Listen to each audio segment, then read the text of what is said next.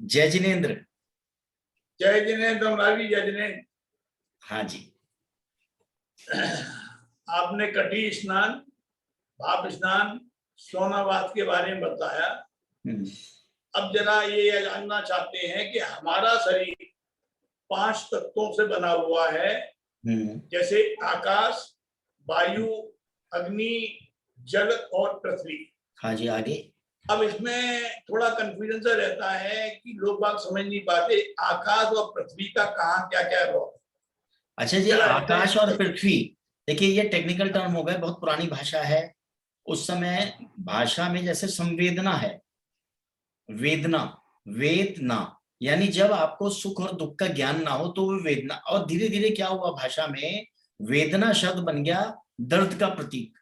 ऐसे ही ये भाषा बदल जाती है। पृथ्वी और आकाश, आकाश का मतलब क्या है, पृथ्वी का मतलब क्या है। आकाश का मतलब ये आकाश नहीं है, आकाश का मतलब है वायु तत्व, वायु तत्व, प्राणवायु। और स्पेस, सबसे बड़ी बात है स्पेस। देखिए एक जीव जो वायरस है छोटा सा वो भी है, और एक जीव हम भी हैं। तो हम कितनी जगह घेर रहे हैं, स्पेस घेर रहे हैं। ठीक है जी। तो काल, स्पेस। तो अच्छा, अब रहा पृथ्वी तत्व। पृथ्वी तत्व से हमारा क्या सेंस है, स्थूल चीजें, कंडेंस चीजें, पत्थर है जैसे, वो पृथ्वी तत्व है। मिनरल्स, जो बॉडी हमारे 113 तरह के मिनरल्स आज तक देखे गए हैं। तो 113 तरह के जो एलिमेंट है उससे मिलके हमारी पृथ्वी बनी है, जिसमें ऑक्सीजन है, नाइट्रोजन है, गैसेस हैं बहुत सारी, और बहुत सारी चीजें और भी हैं। आयरन है, फास्फोरस है, तांबा है, ये सारी चीजें हमारे मिलके, इसको पृथ्वी तत्व बोला जाता है। जैसे आपने तुरई खाई, हमारी नजरों में हमने तुरई खाई, लौकी खाई, केला खाया, पपीता खाया, इसके अंदर हमें मिलता क्या है, हम मिट्टी खा रहे हैं, एक तरह से पृथ्वी खा रहे हैं। बाकी चीजें, उसमें जल तत्व है, जल, जल तत्व पृथ्वी का एक अंश है, तो उसमें से जल निकल जाता है। मिनरल्स होते हैं कि इसमें क्या क्या, इसमें कैल्शियम ज्यादा होता है जी, इसमें पोटेशियम ज्यादा होता है जी, इसमें फला ज्यादा, यही तो होता है। और जब एक जानवर मरता है या इंसान मरता है और उसको जला दिया जाता है, तो वायु तत्व, वायु को मिल गया, स्पेस खत्म हो गई, राख बची। वो राख सॉलिड मिनरल होती है, वो सॉलिड मिनरल जो आदमी की उसमें बची हुई, कैल्शियम, उसमें हड्डियां जल गई, कैल्शियम बन गया उसमें। वो अलग बात है कि लकड़ी भी मिली होती है जो हमने उसी समय जलाई होती है, वो लकड़ी भी। तो यानी कि हमने अग्नि संस्कार के पीछे या दाह संस्कार के पीछे और गाड़ने के पीछे, हिंदू हो या मुस्लिम हो, उनका यही मोटिव रहता है कि हमने तेरे से जितने तत्व लिए थे हम तुझको वापस देते हैं, पृथ्वी को हमने जहां से लिए वहीं। यही है ना गीता का उपदेश कि अच्छा, इसको देख के हंस रहे हैं आप। वो गिव एंड टेक वाली बात हो गई। हाँ, तो हमने पृथ्वी से किया है। अब वो आध्यात्मिक बात में चली जाएगी। हमारा जो बात है वो हेल्थ के हिसाब से है। अब इसमें हम हेल्थ की तरफ आते हैं। इनमें एक संतुलन होता है हमारी बॉडी के अंदर। जब जल तत्व ज्यादा हो जाएगा तो हमें तकलीफ हो जाएगी, जल तत्व कम हो जाएगा, एक रेशियो है उसके अंदर से, हमें तकलीफ हो जाएगी। आयरन ब्लड में ज्यादा हो गया तो हमें तकलीफ हो जाएगी, आयरन खत्म हो गया तो तकलीफ हो जाएगी। बीमारियां इन्हीं को कहते हैं। हम, हमारा जो मकसद है वो हेल्थ के हिसाब से हम लोग काम कर रहे हैं ना, तो हम हेल्थ के हिसाब से बात करते हैं। हम वो आध्यात्मिक बात में और गीता में और अपने जैन धर्म के तत्वों पे नहीं जाते। अभी हम बात करेंगे अपने हेल्थ के हिसाब से। तो इनका जब प्राकृतिक असंतुलन बॉडी के अंदर होता है एक हद से ज्यादा, तो हमें अंदर बीमारियों की अनुभूति होने लगती है। हम, कई लोग कहते हैं उनको बैलेंस करने का नाम ही चिकित्सा है। तो जो हम हीट ट्रांसफर, ऑस्मोसिस, ऑस्मोसिस जो मैंने तरीका बताया था वो इसी का, जो आज आपने क्वेश्चन पूछा है, उनको संतुलन करने के लिए ऑस्मोसिस बहुत अच्छी चीज है। यानी कि जो जल आप पानी घर में रसोई में पीते हो वो रिवर्स ऑस्मोसिस क्रिया कहलाती है ना। तो रिवर्स ऑस्मोसिस और ऑस्मोसिस में क्या है, ऑस्मोसिस जैसे एक किशमिश लीजिए और 1 कप पानी में रात को भिगो दीजिए, वो रात रात में फूल जाएगी, यानी उसके अंदर शुद्धतम पानी चला जाएगा, वो पी जाएगी पानी। रिवर्स यानी कि वो तत्व निकाल देगी। तो ये ऑस्मोसिस और रिवर्स ऑस्मोसिस, जब हम पेट पे मिट्टी की पट्टी रखते हैं, जल के अंदर बैठते हैं, उसके तत्व हम एब्जॉर्व कर लेते हैं। पेट पे आपने मिट्टी की पट्टी रखी और आधा घंटे के लिए बैठ गए और पेट पे मिट्टी की पट्टी रखी हुई है पेड़ों पे और उसको ऊपर से ढक लिया, तो एक तो हीट ट्रांसफर होता है, हीट ट्रांसफर के साथ साथ ऑस्मोसिस भी उस समय दोनों तरीके से काम करता है। मिट्टी की पट्टी मैंने आपको कभी बताई नहीं अभी तक। एक बार मैंने मिट्टी का इलाज आपको कराया था, शायद आपको किसी वजह से सूट नहीं किया था, आपने इंटरेस्ट नहीं लिया, तो मैं कुछ किया नहीं, सूट नहीं किया, वो कुछ खुला घाव था या कुछ चक्कर था, तो पता नहीं। लेकिन मिट्टी बहुत अच्छी चीज है। मिट्टी के अंदर 7 दिन से ज्यादा जीवाणु रहता ही नहीं है जिंदा। पृथ्वी, लोग बाहर से आते थे, पहले पृथ्वी से हाथ धोते थे, यानी मिट्टी से हाथ में लगा के मिट्टी से नहाना, मिट्टी पूरी बॉडी में लगाना। मिट्टी चिकित्सा एक पूरा अध्याय अलग है मिट्टी चिकित्सा का, वो मैं आपको मिट्टी चिकित्सा, आप इंटरेस्ट लेंगे तो बताऊंगा, या जो भी सज्जन इंटरेस्ट लें मैं उनके साथ मिट्टी चिकित्सा, जल चिकित्सा, ये अलग अलग हम। और ये जो जल चिकित्सा है, मिट्टी चिकित्सा है, और ये जो भोजन चिकित्सा, रसाहार, उपवास चिकित्सा, ये सब जो बताते हैं बहुत ही सहज होती हैं। और इसको आप जब अपने अंदर आत्मसात कर लेते हैं, अपनी आदतों में शुमार कर लेते हैं, तब ये आपका कोई टाइम नहीं लेती चिकित्सा। और आप जितना जीना है, जो भगवान ने प्राकृतिक आपको उम्र दे के भेजा है, आप उस पूरी उम्र में एंजॉयफुल होके जीते हैं, रो रो के नहीं जीते। प्राकृतिक चिकित्सा का यही बहुत बड़ा फायदा है, मुफ्त में जीते हैं, खुश होके जीते हैं आप। मतलब ये इसके फायदे होते हैं। तो इसकी ये जो चिकित्सा के हमने कॉम्प्लिकेशन कर दिए हैं, जल चिकित्सा, मिट्टी चिकित्सा, रसाहार, उपवास चिकित्सा, और भी बड़ी सारी चिकित्साएं, इसको जितना कॉम्प्लिकेटेड बनाना हो बना लो। मेरी यहाँ पर जो आपको मैं बताता हूँ और दर्शकों को बताता हूँ, ये उनके लिए जो बिल्कुल कोरे हैं, उनके लिए, और सहज रूप में वो इसको आत्मसात कर लें और अपने जीवन का अभिन्न अंग बना लें। प्रयास ये है। उसके बाद आप देखेंगे, आप ये कहना छोड़ देंगे जो आपने एक दिन क्वेश्चन किया था कि समय ज्यादा लगता है, आप देखेंगे समय तो लगता ही नहीं। और समय ना चिकित्सा में लगता, ना चिकित्सा करने में लगता, ना बीमारी दूर करने में समय लगता। एलोपैथी, मैं नाम नहीं लेता, सॉरी, किसी भी पैथी में आप देखेंगे कि आपका इलाज तो वस्तु तो होता नहीं, बीमारी दब जाती है।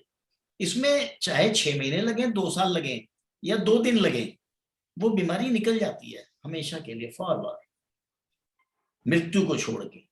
मृत्यु जब निर्धारित है, जो आपके हमारे कर्म है उसके हिसाब से जैसे आएगी वो आएगी। एलोपैथी का एक मेजर एक्सीडेंट हो गया, उस समय देखिए उसका यूज होता है, उस समय हम प्राकृतिक चिकित्सा नहीं कर सकते, ठीक है ना। रहा, कई लोग कहते हैं ऑपरेशन में प्राकृतिक चिकित्सा कैसे होगी, ऑपरेशन भी होते हैं। उपवास चिकित्सा हमारा एक ऑपरेशन है, ऑपरेशन की नौबत ही नहीं आती। आप ऑपरेशन केवल उसको समझते हैं कि बॉडी को काटा जाए, कोई अंग निकाल दिया जाए, दोबारा से उसको सिल दिया जाए, वही ऑपरेशन नहीं होता।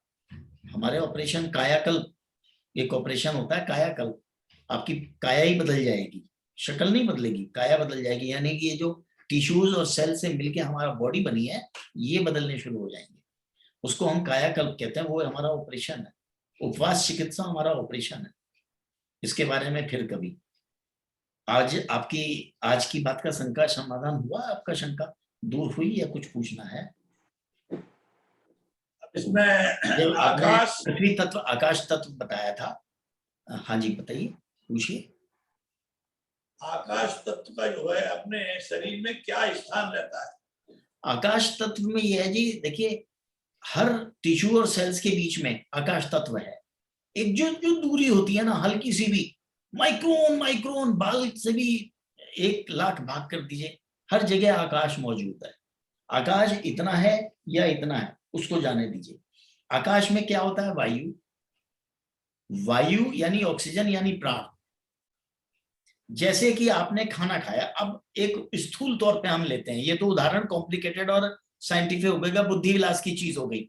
हमें जब हम एक रोगी की चिकित्सा करते हैं, एक साधारण से आदमी को बात बताते हैं, हमारा अपनी बुद्धि दिखाने का कोई इरादा नहीं होता।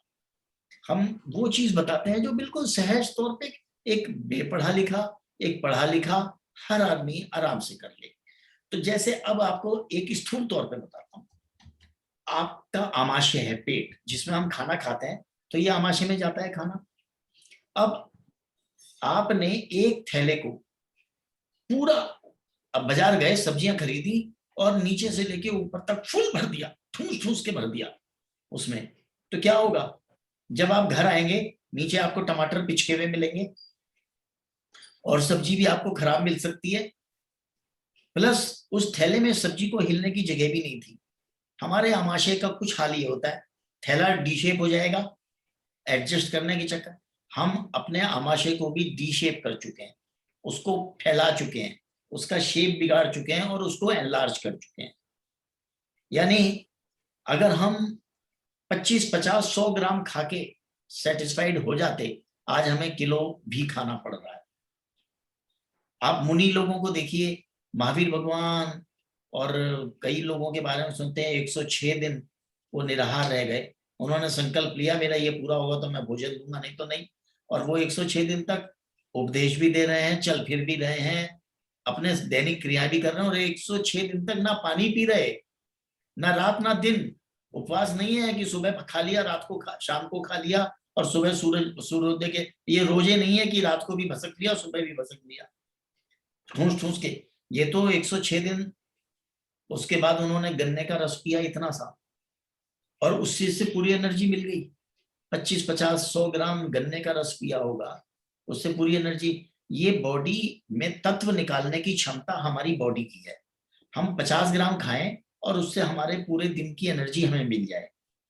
तो परमाणु होता है ना, परमाणु बम बनते हैं, इतना सा एलिमेंट परमाणु बम पूरी विध्वंस कर देता है। इसी तरह से खाना जो हम खाते हैं, एक दिन में एक टाइम में जो हम खाना खाते हैं, पूरी जिंदगी के लिए अगर हम साधक हैं तो एक एक आदर्श बात बता रहा हूं आपको कि पूरी जिंदगी के लिए हमारे लिए उतना खाना बतेरा है। वो चीज प्रैक्टिकल नहीं है। प्रैक्टिकल मैं इसलिए डिस्कशन नहीं करता, फिर वो बुद्धि विलास हो जाएगा, हम प्रैक्टिकल होके जिए, इसलिए मैं नहीं बताता वो सब बातें। तो अगर आप पेट में 25% जगह खाली रख के खाना खाते हैं तो कभी डी शेप नहीं होगा, कभी भी डी शेप नहीं होगा पेट, और डी शेप नहीं होगा, थोड़ा सा जगह बची रहेगी। जगह बची रहेगी तो चर्निंग होने के लिए, खाने को मिक्स होने के लिए लिवर जो एसिड्स भेज रहा है उस खाने को, पाचक रस जो भेज रहा है उसको पचाने के लिए और उसमें मिक्सिंग करने के लिए उसमें सफिशिएंट जगह रहती है। वो चर्न होके छोटी आंत में आता है, छोटी आंत से बड़ी आंत में जाके वो मल के रूप में निकल जाता है और उसके तत्व सोख लिए जाते हैं बड़ी आंत में। तो ये सारा काम करने के लिए आपको कुछ जगह चाहिए, जैसे स्पेस। आपने मिक्सी ली और मिक्सी को ऊपर तक ठूस ठूस के भर दिया और उसके बाद आप करंट दिए जा रहे हैं, वो मिक्स नहीं हो पा रहा माल। एक गृहिणी भी जानती है इस बात को, जब मिक्सी में चटनी बना रही हो, कुछ भी बना रही हो, तो ऊपर से थोड़ी सी मिक्सी का पॉट खाली रखती है। क्यों? यही हमारा आमाशय है। तो हमें ये महत्ता है जी स्पेस की या वायु तत्व की, जो आपने कहा, थोड़ा सा खाली रखनी चाहिए जगह। इसी वजह से रथ में बहुत महत्व दिया हुआ है कि खाली पेट रहेगा तो हमारे शरीर की जो भी क्रियाएं हैं वो यथास्थान यथारूप होती रहेंगी। हाँ, खाली पेट से मैं आपको एक चीज क्लियर कर दूं, हमारा भूखमरण या भूखे रहना और उपवास करना और पेट को खाली रखना, इनमें फर्क है। मैं ये नहीं कह रहा भूख, आप उपवास में अकाल पड़ गया जी, खाने को नहीं मिल रहा, खाने के लिए तृष्णा बनी हुई है, हाय मुझे खाना नहीं मिल रहा, मैंने उपवास किया है, हाय मेरा दिमाग खाने की तरफ है, मैं इनडायरेक्टली खाना खा रहा हूं। जैसे आप तो जैन हैं, जैनियों में एक भाव को बहुत कुछ कहते हैं, भाव। जब हम पूजा भी कर रहे हो और मंदिर में जाते हैं और हमारे हाथ में चावल भी नहीं है, तो हम भाव कर लेते हैं, तो भी इसका पुण्य लगता है ना। ऐसे ही आपने उपवास किया फिजिकली, लेकिन भाव आपके रहे खाने पे अटके हुए, उपवास का फायदा नहीं होगा। मन से करो, मन से आदत बनाओ, तब उसका फायदा होगा। हाँ जी, ठीक है अनुराग जी, बहुत अच्छा बताया आपने शरीर के 5 तत्वों के संबंध में। तो ये क्लियर हो गया। पृथ्वी और आकाश का तत्व जो है थोड़ा कंफ्यूजन पैदा कर रहा था, वो दोनों क्लियर हो गए। बाद बाकी जो 3 तत्व हैं, जल वायु अग्नि, वो तो हमारे यहाँ डेली यूज में होते ही है।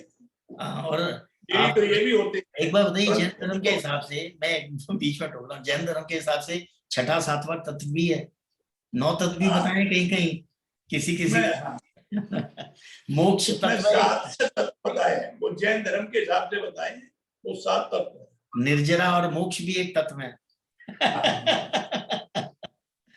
चलिए, वो बातें धार्मिक हो जाएंगी, हमारे चिकित्सा से अलग हो जाएगी।